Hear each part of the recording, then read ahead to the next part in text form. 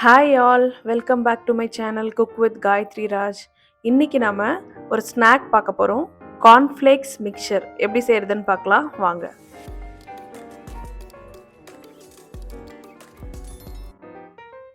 First cornflakes எடுத்திருக்கேன்.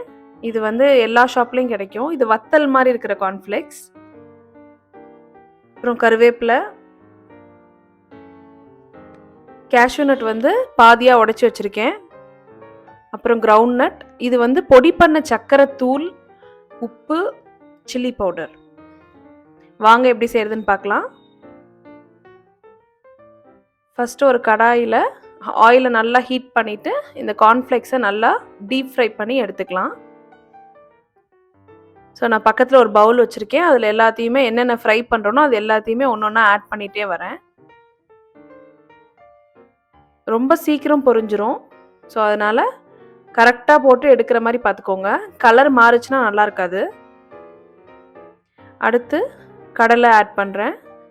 ஃப்ளேமை low ஃப்ளேமில் வச்சுக்கோங்க, இல்லைன்னா தீஞ்சிரும். ஒரு 2 மினிட்ஸ் நல்லா அது வெந்ததுக்கப்புறம் கறி லீவ்ஸ் ஆட் பண்ணுறேன் அதுலேயே. இப்போ எடுத்துட்டு அந்த கார்ன்ஃப்ளேக்ஸ் பொரிச்சு வச்சுருந்தோம்ல அதுலேயே ஆட் பண்ணுறேன். அடுத்து கேஷ்யூ நட் ஆட் பண்ணுறேன். இதையும் நல்லா லைட் கோல்டன் ப்ரௌன் வர அளவுக்கு நல்லா வறுத்துக்கலாம்.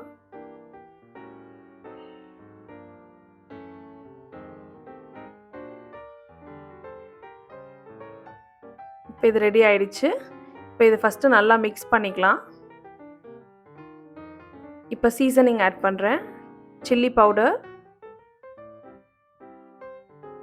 சால்ட், தூள் பண்ணி வச்சுருக்கிற சர்க்கரை. இந்த சர்க்கரை ஆட் பண்ணிங்கன்னா ரொம்ப டேஸ்ட் நல்லாயிருக்கும். உங்களுக்கு வேணும்னா அந்த உலர்ந்த திராட்சையை கூட நீங்கள் டீப் ஃப்ரை பண்ணி ஆட் பண்ணலாம், அதுவும் சூப்பராக இருக்கும். ரொம்ப டேஸ்டியான கார்ன்ஃப்ளேக்ஸ் மிக்சர் ரெடி ஆயிடுச்சு. இதே மாதிரி நீங்களும் உங்கள் வீட்டில் ட்ரை பண்ணி பார்த்துட்டு எப்படி இருக்குன்னு சொல்லுங்கள். Eat tasty, be happy.